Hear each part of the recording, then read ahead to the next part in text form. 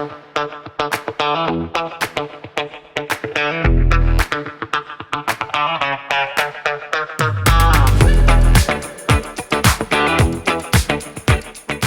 have you ever stopped to think about those people that you've seen in the workplace for years that are just that coasters, right? They're just get buyers, the ones that I call them the duck and coverers, right? They duck and cover to get out of the responsibilities of the fullness of the job that's before them. And there's so much that leads into that. And today's episode of Playing in the Sandbox, I'm going to be sharing with you some of the key things to be looking for if, well, one, you are in duck and cover mode. What do you do about it? Two, if you've got people on your team that are in duck and cover mode, how do you handle and navigate that? And three, how do you make sure that people don't end up in the duck and cover mode? I'm Tammy J. Bond, host of today's episode of Playing in the Sandbox, and excited to have you join me. Let's kick off our shoes, step into the sandbox, and get ready for another great episode called Duck and Cover. All right, let's dive in. I hope you got your pen and paper ready. You've got your shoes off, and we're our toes are in the sand, and we're going to dig into this really rich content called Duck and Cover. Why do I call it Duck and Cover? Well, back in the day, quite a long time ago now, I remember the first person that I ran into where I actually identified it and said to the individual, "Wow, you're in Duck and Cover mode." It was an astounding conversation that we had with an individual who was a key leader for the organization that I was with, that said, in fact, a key leader over HR, no less. But this individual, what just still to this day, all of these years later, just perplexes me, was very satisfied in hanging out for 13 years and 4 months and 7 days. They literally said 13 years and gave me the months and gave me the days until they were retiring. And they said, I'm just going to duck and cover because I'm going to wait out this executive director and I'll wait out the next executive director. I'm not going to push for any changes to be made. Are there things we could be doing better? Do we have employees that are underperforming? Yes, we do. And it's not mine to worry about. I'm just going to coast until I retire. And I remember looking at this individual profoundly, like, it was just a shocking conversation for me to have with this individual of why on earth would you just hang out and wait for 13 years and let's say 4 months and 7 days until your retirement date in a job you don't like, with people you don't enjoy being around, and in an environment where you don't feel like you can actually make a change? I asked that individual that question and they just said, because I'm just coasting till retirement, Tam. And I'm like, wow. And that person stayed in that job, stayed in that with that employer until their retirement in duck and cover mode. But the most sad thing about that was no one called them out and called them up from a leadership perspective to be different, to be better. They allowed it because it was easier to just allow that, they felt, than try to bring somebody new in or try to get that individual to change. That to me is a leadership fail at an epic level. Now, you might have people in your organization that are in duck and cover mode. You yourself might have felt at times, I'm just going to wait this out. I'm going to duck and cover. But that leads to that not stepping up and standing up and understanding what has me in this place, what has me feeling that I can't succeed in this position or that I can't make the changes that I really want to see made. When you operate in that way too long, not only does it impact your own mental well-being, it impacts the psyche and the well-being and has a huge ripple effect of everyone else on the team around you. And it impacts the performance of the team around you as well. So if you're in this mode of just get by, the best thing I can tell you to do is to listen to the rest of this episode, because as a leader who's in a duck and cover just get by, I'm just going to take my paycheck and I'm just going to move on whenever an opportunity presents itself. Or maybe you have employees that are there. But let's say it's you for right now, friend. Firstly, I'm sorry that you feel that way. I'm sorry that you feel that you have no ability to make a change. That's a real bummer in my world, because I believe that everybody, like, we spend more of our time at work and with the people at work than we do with our own family at home. Why on earth would you want to go someplace and not feel like you could be at your peak performance and that you enjoy being there and you're actually making a difference in the work that you're doing. Why would you want to go? Why would anybody? It perplexes me. Why would anybody want to be in an environment where it's just a perpetual state of doom and gloom and just get by, duck and cover, and oh well, right? Just like I can just see like the shrug, like, oh well, I'm still getting paid. They haven't fired me yet. I've heard all of these things from people. And if that's you, I'm sorry that you're there, because I believe that people want at a very deep level to be in a place where they're making a difference. That's that intrinsic motivation. That's that moving through to make a difference and having an impact in the work that we do, not just getting by, right? Teams today are filled with people who've adopted this duck and cover way of thinking and coexisting in the workplace, and it's impacting our performance. And when I go in and start working with teams, I'm looking for the duck and cover attitude because it exposes itself really quickly. They're the people that sit in the meetings and their arms are usually folded, or they're completely conveniently distracted by other things. Oh, I have to be on my computer because I have to check email because I'm so important, but yet they have nothing to contribute and they're still not getting all of their work done, even though in meetings they're trying to get work done, which we know they're not. They're probably like playing solitaire, who knows. But the people that are in duck and cover when you are bringing new ideas, and they just are usually the first ones to be rather negative about it. They're the ones that are usually the ones that like to have the most water cooler conversations with other people about why something won't work. It'll never work. We've tried that before. We can't do it. It'll never succeed, right? Yes, we've always done it this way. That's not working either, but we can't try that. No reason to try it because nobody will stick with the changes. They are fraught with the negative comments, but also they're really good at throwing daggers at every new idea that comes, because why bother? Or worse, oh, this is actually probably my least favorite. Sure, I mean, you could try it, but don't count me in. I don't have time to do that. I'm not interested in that. That's a key sign that that individual has given up and they don't want to be different and they don't want to make the environment better that they're in, and they're just in duck and cover mode. The other signs of people that are in duck and cover mode are the avoidant behavior types, right? They're going to avoid having bold conversations or being direct with the people. If they are a leader of others, they're going to be very avoidant, and they're going to allow their people to just like, well, there's really nothing we can do. I heard this one the other week.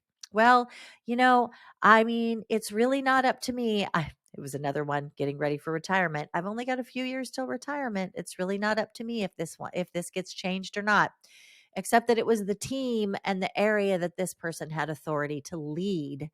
And they were just shrugging their shoulders and avoiding confronting issues, that avoidant behavior pattern, so that they didn't have to put themselves out there because they didn't believe it was going to make a difference. I believe that everybody has an expiration date. And if you've been around me for any length of time, you've probably heard me say that. So not only is a duck and cover an attitude with an avoidant behavior and people that are unwilling to have bold conversations or inconsistent approaches to the work that they're doing, and they're negative and unwilling to be part of what a change could look like, I believe that actually leads to an expiration date. And it's revealing itself that this person has reached an expiration with us, and it's time to move them into a new opportunity. It's time for us to step up as leaders. Maybe you are on a team of leaders. Maybe it's you're a team of managers, and you all have different levels of responsibility, but the work that everybody does is actually impacting the greater whole of the organization. And that some of those managers are in duck and cover mode, and they're letting their people get away with tactics, tools, behaviors that are not a positive impact for the organization or the goals that you have before you. You want to be one. I encourage you to be one that actually addresses that, confronts it, has the conversation. Managers, y'all should have your own meeting where you're just talking about what are the things that aren't working for us and how do we adjust it? How do we change it? Because to get people up out of that duck and cover mode, the one thing that works every single time is confronting it. And it also can mean confronting it to saying, maybe you've reached your expiration date and this is no longer the opportunity for you. And that's okay. What can I do to help you find a different opportunity? Or if you see that someone's in this duck and cover mode of just get by, don't rock the boat, don't ruffle feathers, all of the, the little phrases we like to throw at people. If you notice that somebody's there and you don't confront it, you are now part of the problem yourself. And so, as we talked about in our last, what was it, episode number 10 of Playing in the Sandbox, what you tolerate, right? What you're willing to tolerate, you cannot change. So, you might think we want to change things, but if we continue to tolerate those bad behaviors, those negative behaviors, guess what? It's never going to change because you're tolerating it. So, you got to stop tolerating it and confront it. So, how do you have a bold conversation is often what I hear, Tam. It's like, well, it starts with getting to understand your people around you, what's maybe driving it. The duck and cover mode can also be driven by outside external forces. Maybe there's things going on in their personal life. I know for our family, we went through several years and, well, we're still living with a child with mental illness, but for so many years now, my husband and I have looked at each other as a just get by the day, just get through the day sometimes at home, because the pressures within that environment have been so extreme. It's been really hard and really challenging. And then we're going to do our work in the world. And how do we show up and perform when we're fatigued and exhausted? Well, I'm pretty upfront. So if you've spent any time with me, I've probably talked about the things that we face at home with our kid. And it's a challenge at a whole different level. And if any of you have a child with mental illness and you're living with that, I'm here for you, friend. I get it. I understand the fatigue of that. But what I do is I let people know, and I've had people say to me, why do you talk so freely about that? I do, because I know it's dangerous if I don't talk freely about it, because that could put me into a just get by mode because of the overwhelm of home. And that's why I say you got to know what's happening with your people on the personal side, what's happening in their home front. Because if there's a big issue over there with family, with health, relationally, all of those big rocks in our personal path, they will impact the work path as well. It'll show up. And so sometimes it is easy for people to come to work and just be in duck and cover mode because I'm too exhausted to try to confront. But the way you find out about that, is this temporary or is this because you've reached an expiration date with us, is to have that level of conversation and to talk. Here's the change that I've noticed. Here's when I noticed the change. Feels like you're in duck and cover mode. Tell me a little bit about what's going on for you. It feels like you're in a just get by mode. Tell me a little bit more, friend, about what's going on for you. And when you have those conversations with a co-manager, another leader, or a team member that you actually lead, it's important that you have that conversation in confidential, settings, right? And you tell them this is confidential because you're concerned. That's the first place that you start. That's the very first place, because once you identify, okay, this is something external, I can't deal with that, but how can I make it better for you here? And what's the seasonal timeline on this, right? I can allow people to be in a duck and cover mode, given what I know that we've walked through in our family. I actually can allow people to be in a duck and cover mode as long as they're communicating with me and it's time certain, meaning there's a time specific date at the end of it that we know that we're going to be out of this, or they're going to get help to get out of it, or we're going to find a different way. That's up to you to have that conversation. But if the individual is just in doom and gloom and there's nothing external, it's just they don't feel like they don't like their job, or it's just, well, this is just how I am, take it or leave it, right? You can hear people in the doom and gloom type. Their self-talk is very revealing. Their self-talk about themselves and their self-talk about their environment. It's extremely revealing. And so what's important to know is that when you are noticing that someone has this inconsistent approach to their work, they're very negative, there's avoidant behavior, their self-talk is really strongly negative, or the negative talk about the work, nothing will work, nothing ever works, nothing will change, it's always this way, no one cares to change, and they're in this constant state of unhappiness, that is also time, you're going to want to pull them aside and confront that. I have called people the Eeyore many times in teams when I've gone in to help eradicate these behaviors. I've let people know, you're the Eeyore. I love that you're the Tigger, and there's Winnie the Pooh. They all got along well together in the 100-acre wood, but here right now, Eeyore is not working in this environment. I'm not kidding, folks. I've actually used that. on teams. I know I'm bold. I get it. I want to give you a piece of that as well. No, we're not calling people names. So for anybody that's in HR, I'm not calling somebody a name. Yes, I might be labeling someone's behaviors. I'm attaching it to the behaviors, not the person.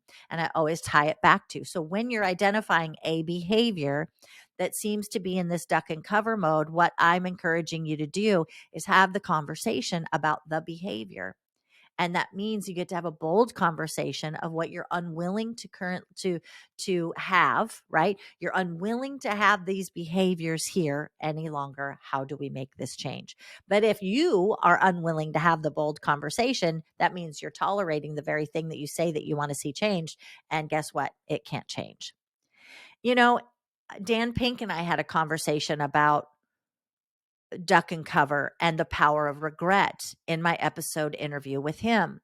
And what I loved in that conversation was that he was like, yes, duck and cover is absolutely when we're allowing people to get away with behaviors and not confronting them, but we're also, it's what our company has accepted at some level, right? We've allowed it and we've accepted it, but also he went on to say that when people don't confront the things that that they might regret and confront it with the and say I regret this action, or I regret not taking this action, I regret not speaking up, right? I regret not speaking up. When he says I regret not speaking up in a work environment, in a team environment, in a relationship, that regret weighs on us and it pulls us back, and that can put fear in us of maybe not progressing forward, right? Not moving forward. So that power of regret of what we didn't do, what we wish we would have done, weighs on us. And then the next time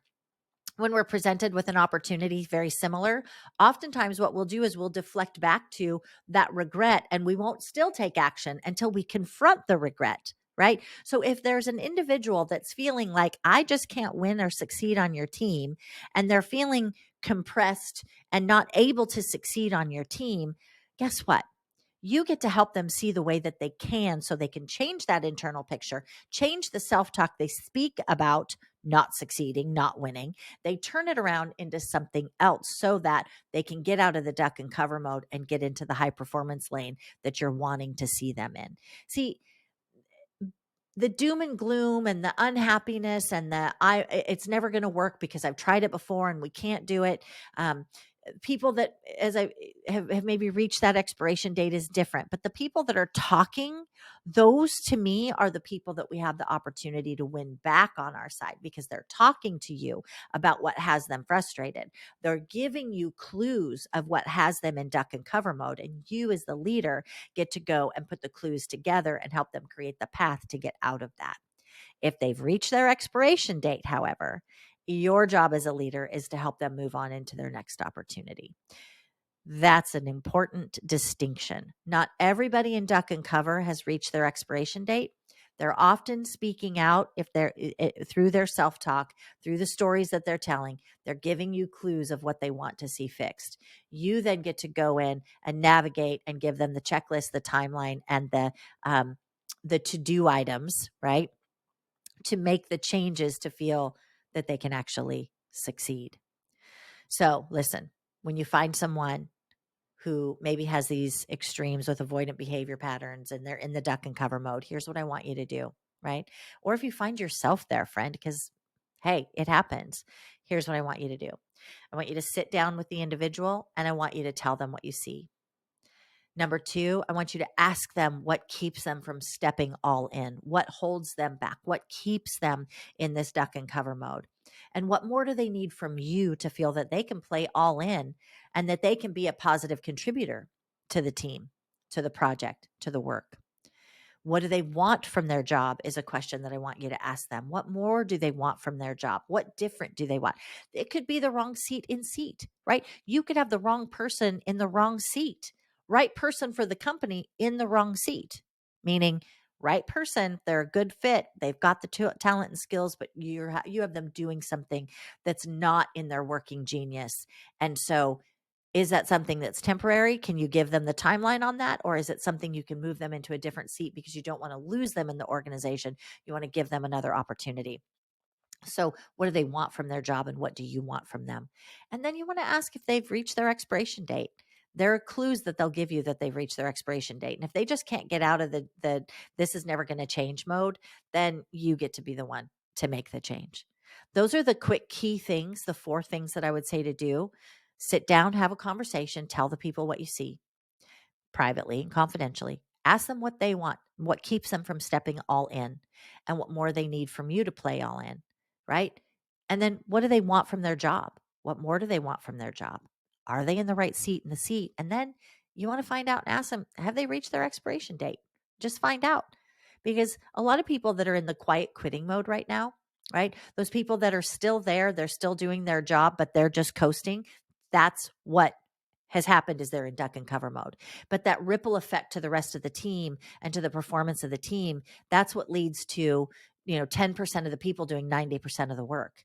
And I've seen teams like that. And it takes an intentional, focused effort every single day to change that from 10% doing 90% of the work to 90% doing all of the work, right? So there's only 10% in the wind. No, we want we want to focus on getting the majority of the people to do the work versus coasting and only relying on those individuals, those few individuals to do the bulk of the work. That's really critical for your team, for your performance. So I hope this conversation about duck and cover today has been helpful for you. It's one of my favorite topics. I love talking about duck and cover because I love going in and exposing it. I love it when I see leaders that don't even realize they're in it and we expose what duck and cover looks like. And they're like, wow, I have been doing that. Oh my gosh. And then helping them make the adjustment and the shift to see what they really want. Friend, people in the workplace today don't really ask for what they want. I hear a lot about, oh, I want more money, right? I want more money to achieve more in my job. Yes, I want more. I want a promotion, but I don't want more responsibility. I hear those kinds of things. I want the title because somehow that title, that badge of courage makes me feel better or look better. But the reality is, folks, your team members want to know that they're contributing to the success and you get to help them.